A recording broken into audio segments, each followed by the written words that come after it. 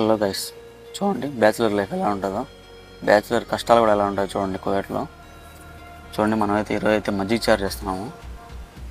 మనం తిండి ఒక రోజు కాదు, అలాగని ఒక రోజు తింటానే జీవితాంతం అయితే ఉండదు. ఏదో ఒకటి చేసుకొని అయితే తినాలి. అలాగే హోటల్ ఫుడ్ అయితే అలవాటు పడకండి. మనం అయితే నైట్ పచ్చడి ఉందని కొంచెం లైట్గా ఇంకా అందుకని మజ్జిగ చారు అయితే చేస్తున్నాను. చూడండి, ఇదే మన కుకింగ్ ప్లేసు.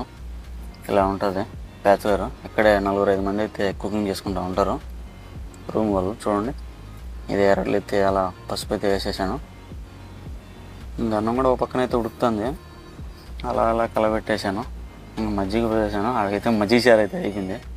అంతే, మనం తెచ్చే నిమిషాల్లో అయిపోతుంది. ఇంకైతే రూమ్ తెచ్చేసాను.